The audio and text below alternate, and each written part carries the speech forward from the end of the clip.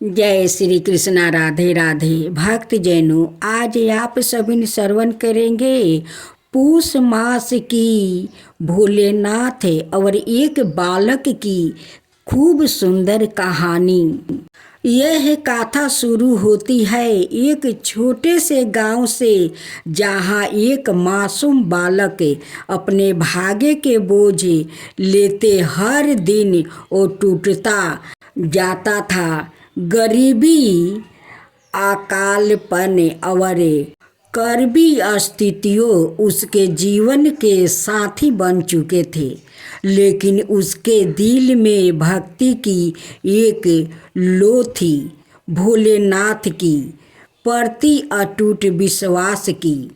एक दिन जब दुखों की सीमा लांघ गई और आंसू ही उसकी भाषा मान गई, तभी उसके जीवन के अंधेरे को वो चीरते हुए प्रकट हुआ। सवाई महादेव, करुणा के सागर, दयालु भोलेनाथ।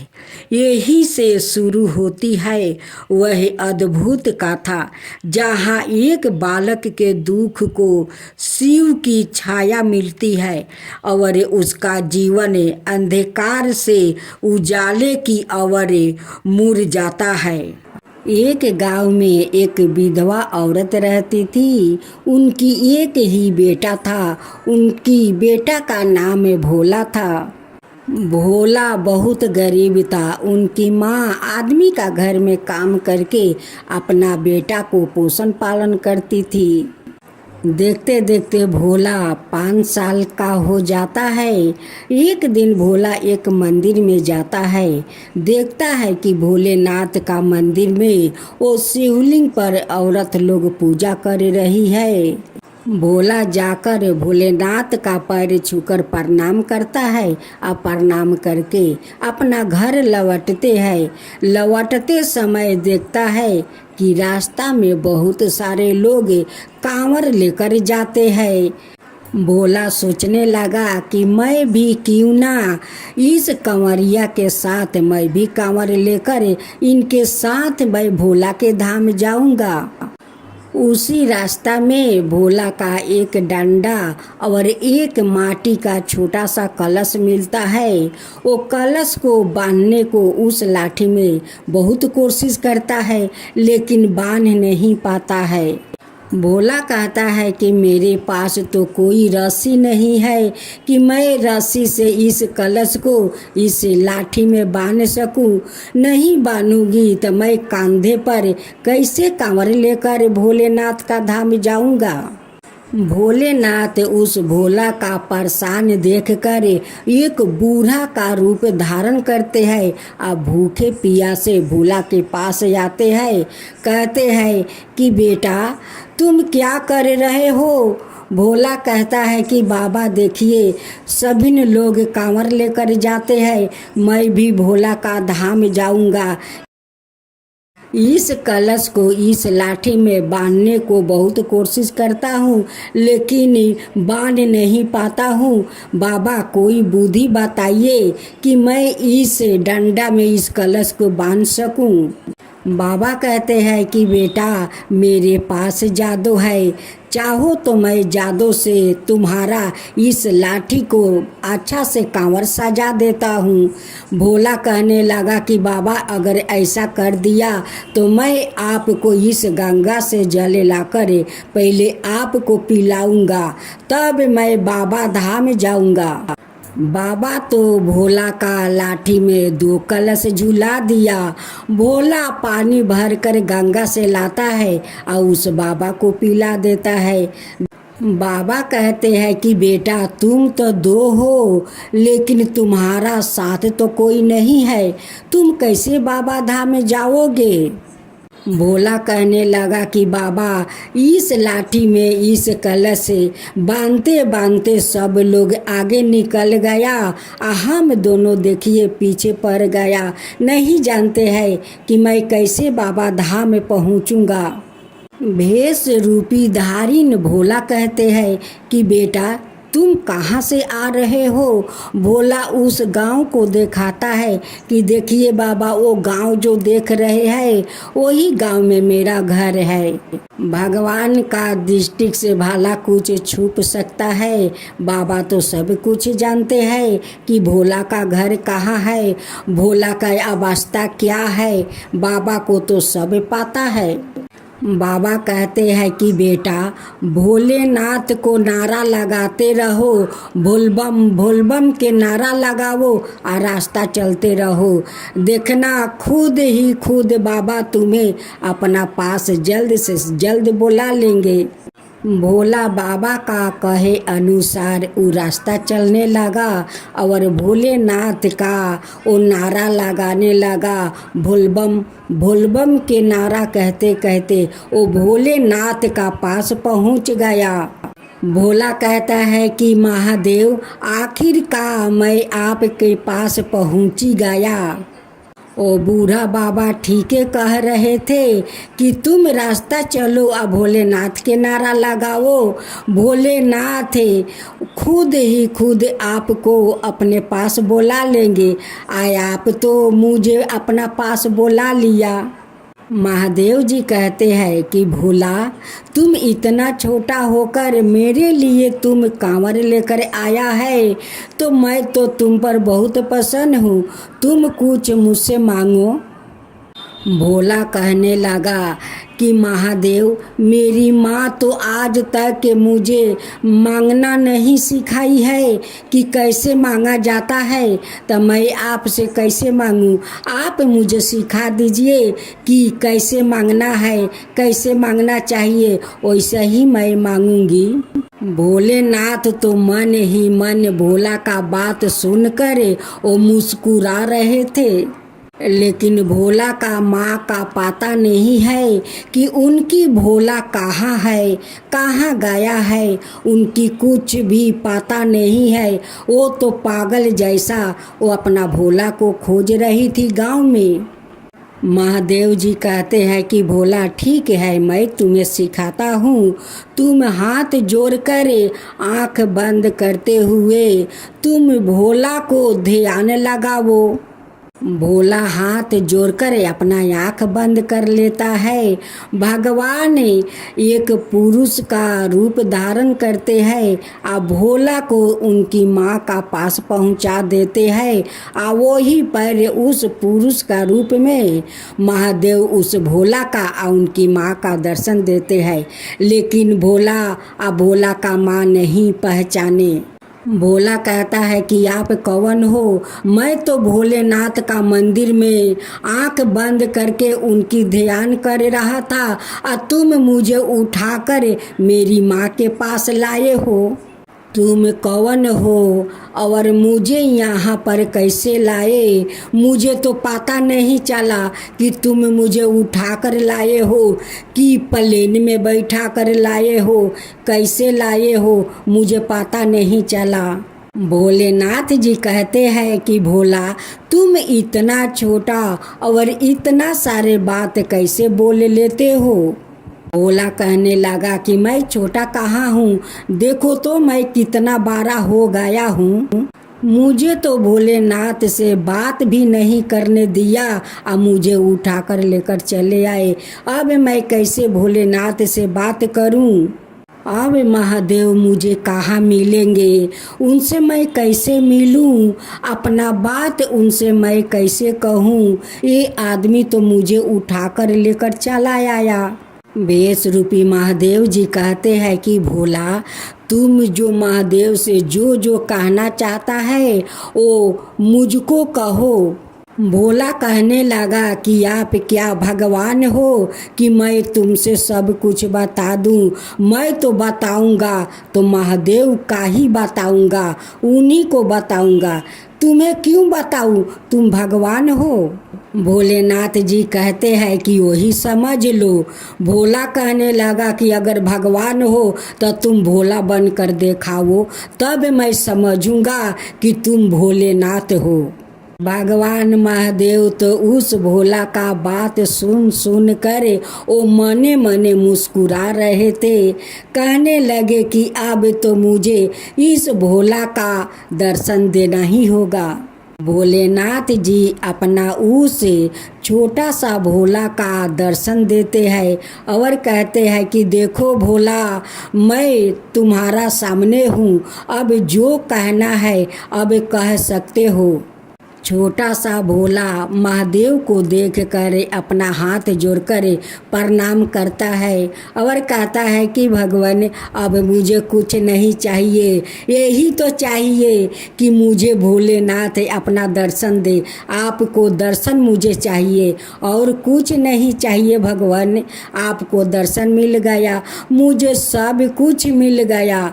भगवान कहते हैं कि तुम तो छोटे हो, भोले भाले हो, लेकिन इतना सुंदर तुम बात कर लेते हो भगवान से। भोला कहता है कि भगवान, आप कितना रूप धरते हैं, देखिए तो आप एक आदमी का रूप धारण करके अब मुझे मेरा माँ के पास आप लाए, अपना दर्शन भी दिया। इससे ज़्यादा मुझे और क्या चाहिए भगवान, और क्या चाहिए। भोलेनाथ कहते हैं कि तुम्हें कुछ नहीं चाहिए। भोलेनाथ कहते हैं कि तुम्हें कुछ नहीं चाहिए भोला, लेकिन मैं तो सब कुछ दूंगा, तुम्हें सब कुछ दूंगा। इतना छोटा सा मेरा भोला है, अब मैं उन्हें भाला कुछ ना दूं। वो इतना दूर से चलकर मेरे कांवर लेकर आया है, भाला मैं उन्हें कुछ ना दूं। भोलेनाथ जी उनकी टूटे हुए घर को महल में बदल देते हैं, उनकी घर में बहुत सारा अन्न धन भर देते हैं और कहते हैं कि भोला, उधर जरा मुड़ के तो देखो। जब भोला देखता है, कहता है कि भगवान, ये तो मेरा टूटा हुआ झोपड़ी था, ये तो आप महल बना दिया।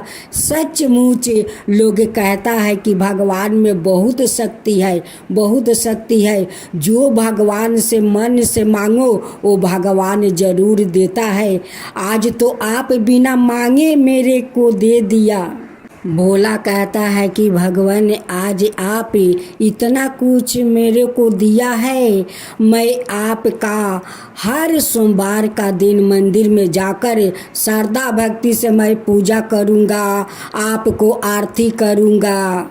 महादेव जी भोला का सब कुछ देकर वो अंतर ध्यान हो गए और उस दिन से भोला भगवान का मंदिर में हर सोमवार के जाने लगा और सोमवार को वो व्रत भोलेनाथ को करने लगा। हे महादेव, जैसे आप उस छोटा सा भोला का इतना सारा आप कृपा किया, वैसे ही कृपा सबका ऊपर कीजिए, सबका ऊपर अपना ध्यान रखिए। भोलेनाथ की जय हो, भोलेनाथ की जय हो, माता पार्वती की जय हो, माता पार्वती की जय हो। जय शिव।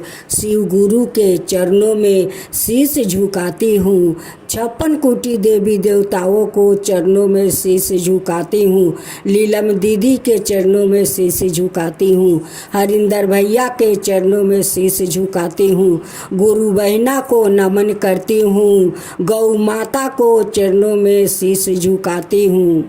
जागा जागा महादेव, जागा जागा महादेव। भक्त जनों, आज आप सुने फल देने वाले भोलेनाथ की शिव चर्चा व्रत कथा। इस शिव चर्चा कथा सुनने से भोलेनाथ आपके भी भंडार भर देंगे, सारे इच्छा पूरा कर देंगे। भक्त जनों, सावन महीना तो आने वाला ही है, लेकिन कांवर तो निकल चुका है। इस भोलेनाथ का कथा आप जरूर सुने, क्योंकि सावन महीना में भोलेनाथ का पूरा कथा सुना जाता है। भोलेनाथ प्रसन्न होकर आपके भंडार भर देंगे, आपके सारे इच्छा पूरा कर देंगे। भोलेनाथ के कथा सुने तो पूरा सुने, अधूरा मत छोड़े भक्त जनों, उनकी कथा पूरा सुने, क्योंकि भोलेनाथ को भी तकलीफ होते हैं। वो कहते हैं कि मेरा कथा लोग अधूरे सुनते हैं, पूरा सुनता नहीं है। जो लोग पूरा कथा सुनते हैं वही भोलेनाथ के भक्त बनते हैं। जो लोग अधूरा कथा छोड़ देते हैं वो कभी भोलेनाथ का भक्त नहीं बन सकते। आप कथा सुनते हैं। जोरुआ दो बहनें थी, एक गंगा और एक जमुना। दोनों बहनें हर सोमवार को मंदिर जाती है और भोलेनाथ को पूजा करती है। गंगा बहुत मन का सफैया थी। उनका मन में ना हिरसा और ना छल कपट था। वो बहुत सीधे साधे लड़की थी। लेकिन जमुना का मन में हमेशा हिरसा और शैतानी रहता था। वो अपना बहन गंगा के साथ हमेशा नकल करती थी। जैसे गंगा करती थी वैसा ही जमुना करती थी। एक दिन गंगा बाजार जा रही थी, साथ में जमुना जाने लगी। जो गंगा किन रही थी वही जमुना किनती है और दुकानदार से जमुना झगड़ा करने लगती है। एक तो सारे पोचे फल रखते हो और ज़्यादा दाम पकड़ते हो। अगर ऐसे सारे पोचे फल रखोगे तो तुम्हारा फल कौन लेगा, कौन किनेगा। दुकानदार कहता है कि तुम्हें बुलाया था कि मेरा फल ले जाओ। गंगा कहती है कि जमुना तू जहाँ जाती है वहाँ झगड़ा करने लगती है, क्यों उसको पैसा दे दे। फल तो बेचारा अच्छा अच्छा फल रखा है, कहाँ सड़े हुए फल है। दोनों बहनें फल लेकर घर आती है। एक बगीचा में फूल लाने जाती है।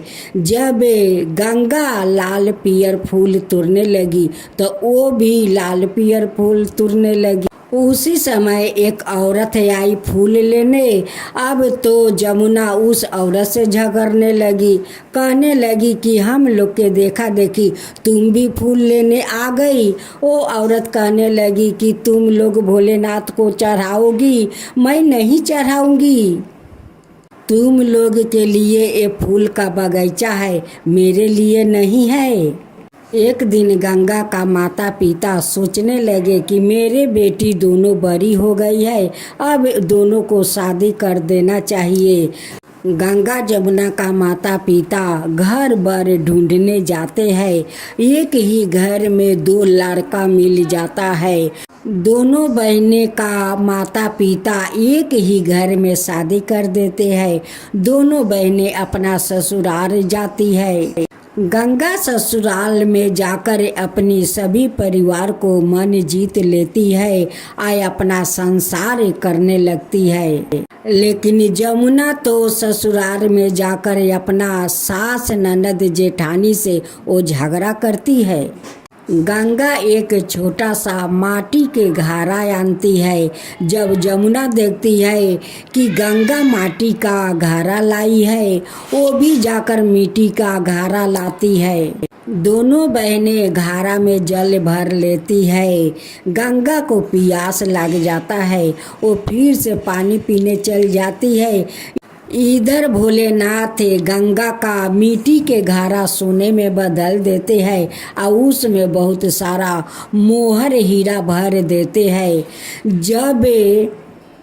जब जमुना का नज़र पड़ी तो अपना मिट्टी के घड़ा ले जाकर उस जगह पर रख देती है और गंगा का सोने के घड़ा उठाकर वो घर चल देती है।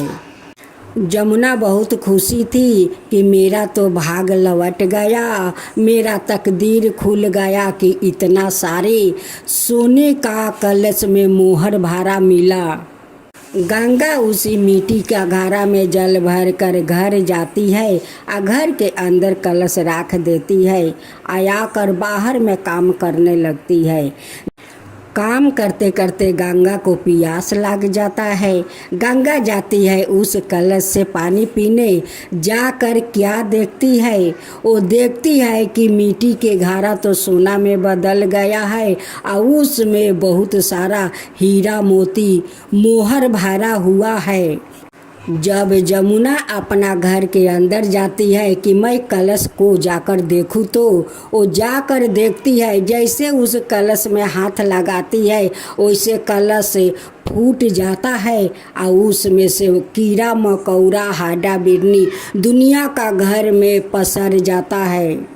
जमुना ये सब देख कर चिल्लाने लगती है और चिल्लाते चिल्लाते अपना बहन के पास आती है। बहन कहती है कि क्या हुआ जमुना कि तुम इतना ज़ोर से चिल्ला रही हो। जमुना कहती है कि मेरे घर में बहुत सारा हाडा बिरनी कीड़ा मकोड़ा भरा हुआ है। उसी समय भोलेनाथ एक साधु का रूप धारण करते हुए आते हैं। वो लोग का चिल्ला चिल्ली देख कर कहने लगे, बेटी क्या हुआ कि इतना तुम लोग उदास हो, इतना चिल्ला रही हो, क्या बात है। भेष रूपी भोला जी कहते हैं कि ये तो होना ही था, क्योंकि छल से इस कलश को आना गया था। गंगा कहती है कि बाबा इसका मतलब क्या है, वो क्या छल किया है। बाबा कहते हैं कि तुम दोनों बहनें कलश लेकर जल भरने गई थी, मैं तुम्हारा कलश मिट्टी का सोना बना दिया था, उसमें बहुत सारा हीरा मोती मोहर भर रखा था। तुम्हारा बहन जमुना जाकर अपना कलश वो जगह पर रख देती है और तुम्हारा सोने के कलश उठाकर घर में बहुत खुशी खुशी से आती है। जमुना कहती है कि बाबा आपको कैसे पता। गंगा भी कहती है कि बाबा आपको कैसे पता। बाबा कहते हैं कि मैं तो सब कुछ जानता हूँ, क्या नहीं जानता हूँ, सबको अंतर के बात मैं जान लेता हूँ। तब गंगा पहचान लेती है कि ये कोई बाबा नहीं है, ये तो साक्षात भोलेनाथ जी है, साधु का रूप धारण किए हुए है। जाकर गंगा दोनों पैर पकड़ लेती है, कहती है कि बाबा मेरा तो भाग्य बदल दिया बाबा, मैं तो धन हो गया बाबा, मैं धन हो गया। भोलेनाथ कहते हैं कि जमुना तुम जो मेरी पूजा करती हो वो दिखावा के लिए पूजा करती हो, और गंगा जो पूजा करती है वो अंतर मन से मेरी पूजा भक्ति करती है। तुम छल से गंगा को कलश उठा कर लाई थी, उस लिए तुम्हारा ये हालत हुआ है। जो मनुष्य मेरा अंतर मन से पूजा भक्ति करते हैं उन पर मैं प्रसन्न हो जाता हूँ, उनकी सारे इच्छा पूरा कर देती हूँ। जो लोग दिखावे के लिए करते हैं उनकी वैसे ही हालत होता है। जमुना जाकर भोलेनाथ के पैर पकड़ लेती है, कहती है कि बाबा मुझे माफ़ कर दीजिए, मैं पापिन हूँ, मुझे माफ़ कर दीजिए। अब भोलेनाथ कहते हैं कि माफ़ तुम्हारा तब मिलेगा जब तुम 16 सोमवारी करोगी और 16 सोमवारी के बाद उद्यापन करोगी, तभी तुम्हारा माफ़ी मिलेगा। अब जमुना अपना मन से क्रोध निकाल देती है। अब भोलेनाथ का हर सोमवार को वो सोमवारी करना शुरू कर देती है। जैसे 3 सोमवारी किया वैसे जमुना के भोलेनाथ उनकी तकदीर बदल दिया। अब तो जमुना बार बार भोलेनाथ के धन्यवाद देने लगी कि हे भोलेनाथ आप मुझे अच्छे रास्ता पर चलाया है, सच के राह पर चलाया है। अब मैं आपको हर सोमवार को दिन उपवास करूंगी और श्रद्धा भक्ति से आपको पूजा करूंगी। भोलेनाथ तथास्तु कहकर अंतर ध्यान हो जाते हैं। चारा चवाए सखी बड़ा निकलागे, कहत निकलागे सुनत निकलागे। चारा चवाए सखी बड़ा निकलागे, शाम निकलागे सवेरे निकलागे। चारा चवाए सखी बड़ा निकलागे, चारा चवाए सखी बड़ा निकलागे। यही है शिव गुरु का चर्चा, यही है भोलेनाथ का पूजा। व्रत कथा। एक गांव था। उस गांव में एक जेठानी और देवरानी रहा करती थी। दोनों एक आंगन में रहती थी। जेठानी अपना आंगन से लेकर बाहर तक सर सफैया रखती थी, लेकिन देवरानी कहाँ कहाँ से जंगल लेकर वो आंगन में लगा कर रख देती थी। जेठानी सारा जंगल उठाकर और वो बाहर में फेंक आती है। जेठानी देवरानी को कुछ नहीं कहती है। वो जंगल लगा देती है या जेठानी झाड़ कर फेंक देती है। एक दिन उनकी पड़ोस में शिव चर्चा था। जेठानी सुबह उठकर घर आंगन सफैया कर लेती है, काम धंधा कर लेती है। करके कहती है कि आज तो मेरा शिव चर्चा में जाना होगा। जल्दी जल्दी जेठानी काम कर लेती है या करके जैसे वो घर से बाहर निकलती है वैसे देवरानी जाकर दुनिया का जंगल उनकी दरवाजे के सामने फेंक देती है। जेठानी देवरानी से कहती है कि देवरानी तू ऐसे क्यों कर रही है? मैं सारा दिन झाड़ झाड़ कर साफा करती हूँ और तू जंगल कहाँ कहाँ से लाकर अंगना में तू लगा देती है, क्यों ऐसे करती है? देवरानी कहती है कि मेरा मर्जी, मैं जहाँ चाहूँ वहाँ जंगल रख सकती हूँ। जेठानी शाम को चर्चा में चली जाती है। जब चर्चा से आकर देखती है तो उनकी दरवाजा पर वैसा ही जंगल पड़े है। जेठानी कहती है कि देखो देवरानी, ये जो तू कर रही है ये ठीक नहीं कर रही है। लोग रास्ता साफ करते हैं, लोग चलते हैं तो उन्हें लोग आशीर्वाद देते हैं कि जो लोग इस रास्ता को साफा करते हैं, हम लोग इतना अच्छे से चलते हैं, हम लोग के पैर में कांटा नहीं चुभता है, कंकर नहीं चुभता है, तो उनके लिए वो लोग आशीर्वाद भगवान से मांगते हैं कि हे भगवान, जो आदमी ये रास्ता साफ करके रखा है उन पर अपना कृपा बनाए रखना। और तुम हो कि रास्ते में कांटा बिछा कर रखती हो, एक दिन तुम्हारा मृत्यु को होगा तो इस कांटा का ऊपर से यमराज तुम्हें छिछराते ले जाएंगे यमलोक। देवरानी कहती है कि जा जा, तू ज्ञान मत दे, तुझे क्या यमराज जी तुझे फूल के ऊपर से ले जाएंगे।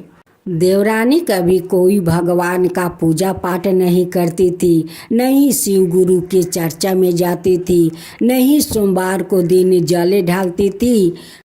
यहाँ तक कि उनकी दरवाजे पर भूखे प्यासे आते हैं, उन्हें खेदर भी देती है, कुछ नहीं देती है।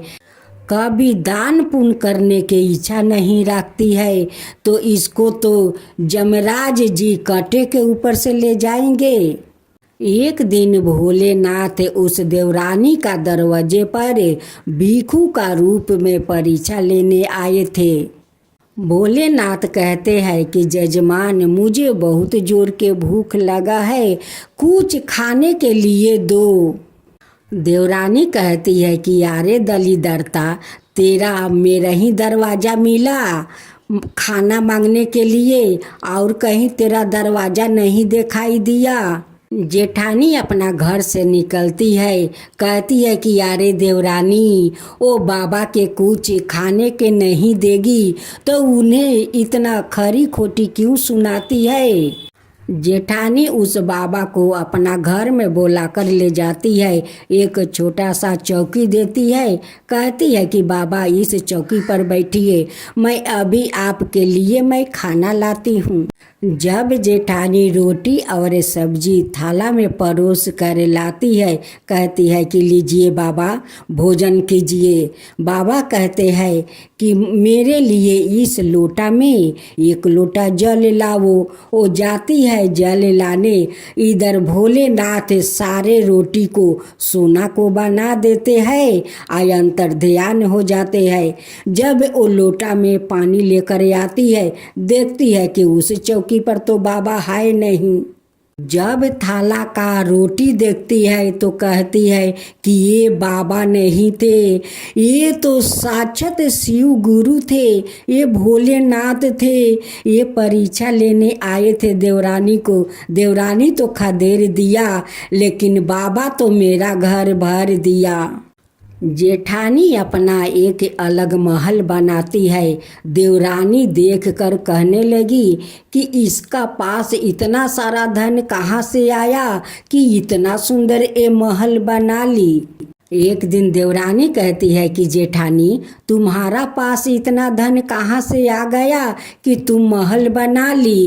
कहती है कि ये तो शिव गुरु का कृपा है। तुम तो जिसे खिदर दिया था मैं उसे स्वागत किया और शिव गुरु मेरे घर भर दिया। एक दिन देवरानी बीमार पड़ जाती है। बीमार पड़े पड़े उनकी मृत्यु हो जाता है। यमराज आते हैं और उसे कांटा के ऊपर से छिछराते जमलोक ले जाते हैं। देवरानी कहती है कि इस तरह से मुझे कांटा के ऊपर से क्यों तुम ले जा रहे हो, मुझे दर्द होता है, मुझे कांटा चुभता है, मुझे बहुत पीड़ा होता है, ऐसे मुझे छिछराते हुए कांटा के ऊपर से मत ले जाओ। तभी यमराज जी उत्तर देते हैं कि इस कांटा को तुम ही तो बिछाई है। तुम्हारा जेठानी तो इस कांटा को झाड़ कर फेंक देती है, लेकिन इस कांटा को रास्ता में तुम ही तो बिछाती हो, तो इस कांटा के ऊपर से नहीं जाओगी तो तुम फूल के गलीचे पर से जाओगी। जो जैसा कर्म करता है उसका वैसा ही फल मिलता है। तुम जैसे किया है वैसा ही तो तुम्हें मिलेगा। यमराज जी उसे ले जाकर उस नरक में फेंक देते हैं। कहते हैं कि यही नरक तुम्हारे लिए ठीक है। फिर कुछ दिन का बाद जेठानी बीमार पड़ जाती है। बीमार पड़े पड़े उसी बिछौना पर पड़ी रही। एक दिन यमराज जी आए और उन्हें उठाकर अपना विमान पर बैठाकर जमलोक ले गए और ले जाकर उन्हें फूल का गलीचा पर बैठा दिया। देवरानी उस नरक में से देख रही थी। देवरानी यमराज से कहती है कि भगवान, उसे फूल के गलीचा पर आप रख दिया और मुझे इस नरक में क्यों फेंक दिया। उसी समय भोलेनाथ वहाँ पर प्रकट होते हैं और कहते हैं देवरानी से कि तुम्हारे दरवाजा पर एक दिन मैं गया था भोजन मांगने के लिए, लेकिन तुम तो मुझे खिदर दिया, दलीदरता तक कहा और उस जेठानी तुम्हारी मुझे बुला कर ले गई, कुर्सी दिया, भोजन दिया, हमारा स्वागत किया, उस लिए उन्हें फूल का गलीचा मिला है और तुम्हारा नरक मिला है। जेठानी के लिए भोलेनाथ फल फलहार भोजन के लिए देते हैं, दाल चावल देते हैं, लेकिन देवरानी को तो कुछ नहीं मिला। देवरानी कहती है कि भगवान, मुझे तो बहुत जोर के भूख लगी है, मुझे कुछ दीजिए। भोलेनाथ कहते हैं कि अरे कंजूस, तुम क्या दान किया है, देख दान किया है वही खा। देवरानी रोती है, गिड़गिड़ाती है, हाथ जोड़ती है कि भगवान मुझे माफ़ कर दीजिए, माफ़ कर दीजिए, मुझे 2 दिन के लिए धरती पर जाने दीजिए, मैं सब कुछ दान करूंगी, मैं घर से लेकर रास्ता तक सफा करूंगी, मुझे 2 दिन के लिए धरती पर जाने दीजिए प्रभु। भोलेनाथ यमराज जी से कहते हैं कि ठीक है, इन्हें 2 दिन के लिए धरती पर जाने दो, देखते हैं क्या क्या करती है। भगवान 2 दिन के लिए देवरानी को धरती पर आने दिया। देवरानी अब पूरा दान पुण्य करने लगी, पूरा रास्ता को साफा करने लगी, दान पुण्य करने लगी, भूखियों को भोजन करवाने लगी अब तो वो मंदिरे मंदिरे जाकर पूजा करने लगी, घर घर में जाकर वो चर्चा करने लगी।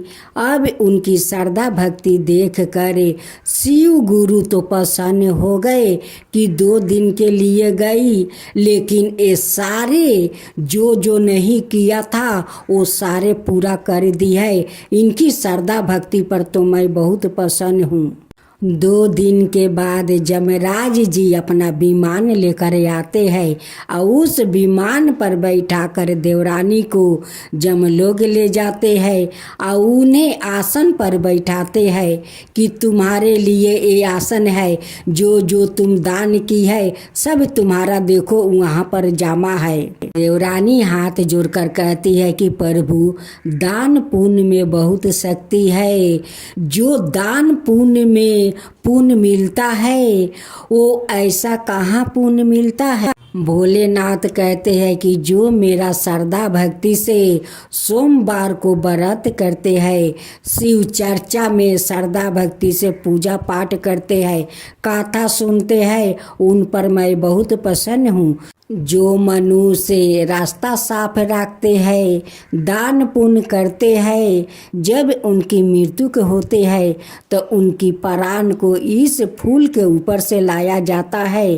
और जो लोग रास्ते में कांटा बिछाते हैं, यमराज जी उसी कांटा का ऊपर से छिछराते हुए वो यमलोक लाते हैं। हे शिव गुरु, हे भोलेनाथ, जो आपका कथा कहे उन पर भी कृपा करना, जो आपका श्रद्धा भक्ति से कथा सुने उन पर भी कृपा करना, जो लोग आपका सोमवार का दिन व्रत करे श्रद्धा भक्ति से उन पर भी कृपा करना।